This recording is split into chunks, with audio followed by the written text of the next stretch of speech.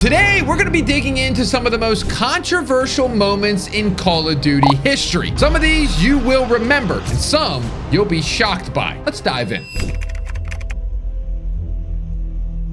Call of Duty hit new levels of popularity and success with the OG MW2. It was the first time the series was the best-selling game of the year and made the series a household name. However, that popularity also meant increased attention from the general public. When word began to spread that there was a mission in the game that allowed you to participate in an airport massacre, it became a hot topic in the mainstream news. It was a subject of a lot of debate, with many fearing how the extreme violence could impact children and if a game should allow you to mow down innocent civilians in such a gruesome way. Fox News covered the subject upon the game's release and stated that if a young kid gets their hands on the game, there's nothing to stop them from becoming a terrorist. A lot of people have a problem, though, where you get to essentially be a terrorist and kill people, and it's very realistic. The mission was even controversial amongst developers and playtesters at Infinity Ward, with some debating whether or not it should exist and how far it should go. It was even suggested that the player should play as a security guard trying to stop the shooting instead of partaking in it. But it was decided ultimately that being in control of one of the shooters was a more powerful concept. During one version of the level, children and families hugging each other during the massacre was featured, but they were pulled to reduce how traumatic things could be. The sound of a baby crying was later added into the MW2 campaign remaster in 2020. Although the No Russian mission could be skipped by players, it served as the foundation for the stories of both MW2 and MW3. Makarov frames America for the shooting, provoking Russia into attacking America, triggering World War III. However, the graphic violence led to the mission being censored in other countries and completely removed from the Russian version of the game. To this day, No Russian remains one of the most controversial moments in a video game.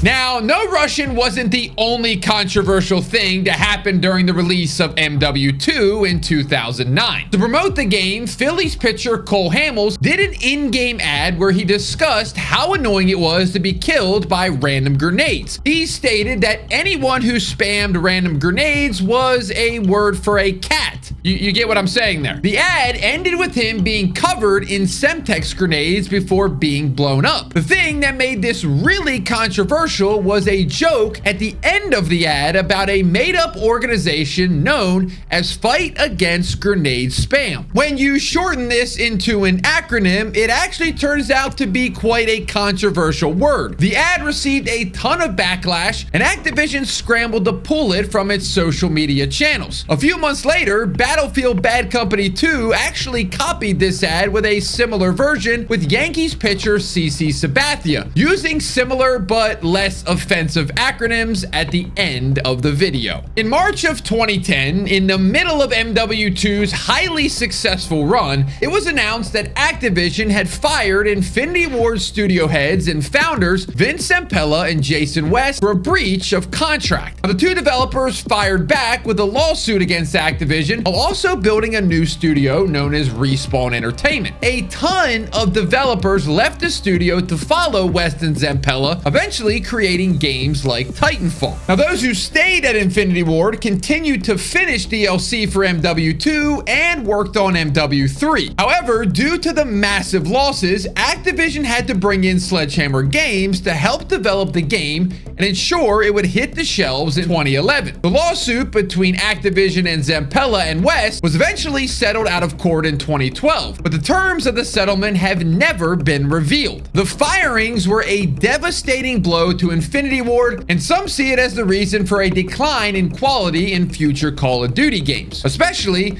Infinity Ward titles like Call of Duty Ghosts. However, some of the people who left alongside Zampella and West would later return to Infinity Ward for Modern Warfare 2019's reboot. For battle passes and bundles, Call of Duty tried to monetize its games in another way. That would be loot boxes. With Call of Duty Advanced Warfare, players could earn boxes that would randomly give them different guns, armor, and more, something that fans weren't really too fond of. To get some of the best guns in the game, you basically had to gamble. You could either earn boxes by playing the game or purchase bundles of them in the in-game store for between $2 and $40. However, you weren't guaranteed any specific items. The loot boxes only grew more controversial with each game, with some of them comparing it to a literal slot machine. The remaster of Call of Duty 4 Modern Warfare also featured loot boxes, something that angered a lot of players as they weren't in the original game. Although this was limited to cosmetic items and melee weapons, fans didn't like that such a sacred game was being overrun with microtransactions. Loot boxes remained in Call of Duty until the release of MW19, when things would eventually shift to the Battle Pass model. But actually, the funny thing is, MW19 was supposed to have supply drops. Because of the fans' backlash and how bad the system was in BO4, they actually got rid of them. Ultimately, the Battle Pass model seems to be much more favorable to the loot boxes. Call of Duty Infinite Warfare was torn apart by players when it was revealed. By this point, we had already gotten 2 futuristic Call of Duty games with advanced movement. The new movement, the advanced weapons, and overall setting were pretty divisive among players. But Infinite Warfare took things way too far in the eyes of many. The reveal trailer for the game confirmed that we'd be going to outer space and having spaceship battles, zero gravity shootouts, and robots. The video received over 3 million dislikes on YouTube and became the second most disliked video ever at that time, only beaten by Justin Bieber's Baby music video. The game was ripped apart on social media, and the only saving grace was that the game's special edition would be bundled with a remaster of Call of Duty 4. The game still managed to be the best-selling game of 2016, but Activision noted that it missed their overall sales expectations. Despite Infinite Warfare being a misfire, there may be a silver lining. If Infinite Warfare didn't fail, Infinity Ward may not have returned to the Modern Warfare series. It was a necessary wake-up call to get the studio back to its roots. When Call of Duty Black Ops 4 was announced, it was confirmed there would be no campaign. Now, this came as a shock to many, as the campaign was a pretty big part of the Black Ops franchise. However, it was revealed that Treyarch had instead replaced the campaign for the first ever Call of Duty Battle Royale mode called Blackout. This came at a time when it felt like big single-player games were starting to die off, and many feared that this would be the end of Call of Duty campaigns. It actually turns out the decision wasn't made because Treyarch had no desire for a campaign, but more so because they were struggling to make a good one. The game's story component would have been way different than previous games, as it would have been a competitive co-op story where 2 teams of 2 would race to complete objectives and missions. The game would have changed depending on which team completed the certain objectives,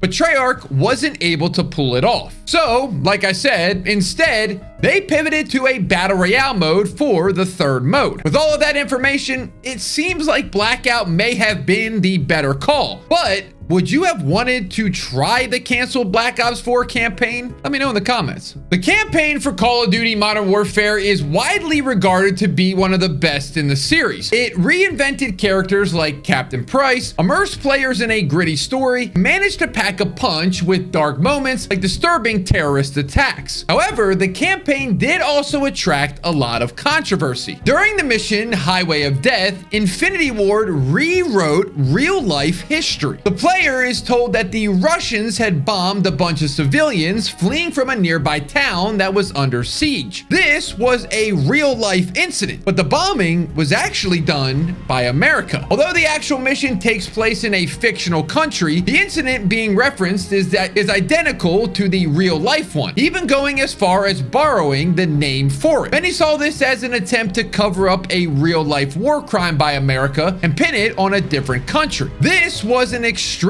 controversial act that led to many voicing their frustrations with Call of Duty, even going as far as labeling the series as American propaganda. Skill-based matchmaking is one of the most controversial elements of Call of Duty. Call of Duty has always tried to matchmake players with a variety of factors to give them the best experience. Things like ping and skill are factored in to try to create balanced matches. But Modern Warfare 2019 took things to the extreme. The skill-based matchmaking matchmaking was cranked up to be much more aggressive, and players felt like they were heavily penalized for performing well in a match, as then they'd get kicked out of that lobby and put into a new one and immediately get put up against sweats. Although Activision responded to player frustrations by saying the data suggests that this form of SBMM is actually what is best for the game and players, fans weren't satisfied. This continued for years, with many feeling like things were only getting more intense. And thankfully, after 6 years, Black Ops 7 offered a return to more classic matchmaking, comparable to the golden age of the series. The decision was praised by fans and one of the best things about the game, although some suspect the SBMM change wasn't changed at all. It seems like the truth is that a lot of people who are still playing COD are just extremely sweaty and competitive players. In January of 2022, Microsoft announced its intention to acquire Activision and all of its franchises for just shy of $70 billion,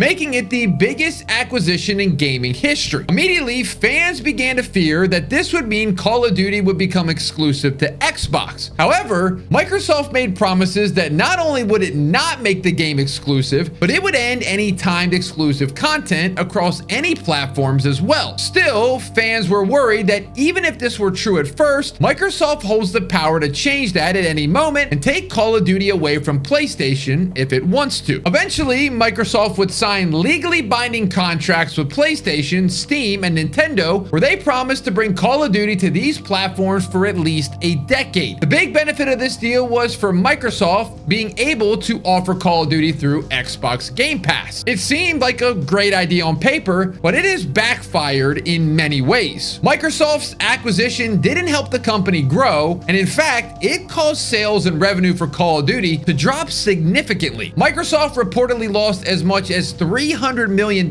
in sales on Black Ops 6 by making the game available through a subscription that can be canceled anytime. Black Ops 7 is also the worst selling Call of Duty game since 2008, suggesting that Microsoft's gamble on Call of Duty was a very bad bet. Now, Microsoft has since hiked up prices on things like Game Pass to balance out the loss in revenue, which has angered players and led to a ton of cancellations. Whether Modern Warfare 4 can turn things around for Microsoft remains to be seen. Call of Duty was no stranger to adding real people in as playable characters in multiplayer. Rappers, athletes, and actors have all been featured in Call of Duty, but fans wanted to see some of their favorite characters recognized as well. In May of 2023, skins for Nick Merckx and Tim the Tatman, two of the biggest Call of Duty streamers at the time, were added to the game. However, a few weeks later, Nick Merckx posted some tweets that caused some outrage online, and Activision decided to remove him from the game. In solidarity with his friend, Tim the Tatman asked Activision to remove his skin as well. Various fans and creators stated that they would no longer be playing Call of Duty or supporting the game after this, and the entire incident killed any chance of any other creators being featured in Call of Duty as well. Now, leaks have suggested that both Scump and Swag would be getting skins later on, but these plans were canceled as Activision seemingly didn't want to deal with any controversy around creators again. Now, similar to the SBMM situation, the collabs in Call of Duty have been a sore point for fans for years. Once Call of Duty made the transition to battle passes and leaning into the live service elements, it wasn't long before we started to see collaborations with IPs outside of Call of Duty. This started with characters like Jigsaw from Saw and Leatherface from the Texas Chainsaw Massacre as a part of Halloween updates in Warzone and Modern Warfare. Now, it wasn't the first time the series had featured horror characters before, as Predator and Michael Myers were in Call of Duty Ghosts, so this didn't make too many people upset. However, as time went on, the collabs got crazier and crazier. Nicki Minaj was added to MW2, Warzone had a King Kong and Godzilla event, and eventually fans just got fed up with it. By the time Black Ops 6 rolled around, it seemed like Call of Duty was becoming like Fortnite and accepting any kind of collaboration it could get its hands on. Seth Rogen, Beavis and Butthead, characters from American Dad, and the Ninja Turtles were all added into the game. Fans couldn't stay silent on things anymore and actively protested against these collabs. Now, Black Ops 7 was initially going to allow fans to carry over skins and items from BO6, but Treyarch heard the response from fans and realized Black Ops 7 would be better off without over-the-top skins. Since then, the Call of Duty teams have said that they're going to be more selective with the kinds of collabs they take on. But in recent updates, we have now seen our first collab in Black Ops 7, and it's a Fallout collab. And the game looks like this. What happened to Call of Duty? It really feels like the collabs are still out of control, and we really don't know when they're going to stop. And there you have it, ladies and gentlemen. That's the most controversial things in Call of Duty history. Let me know, which one of these do you remember? If not, do you remember all of them? And which one gets you the most fired up? Let me know in the comments down below. Hope you enjoyed the video. Leave a like if you did. Subscribe if you're new. And we'll see you in the next one.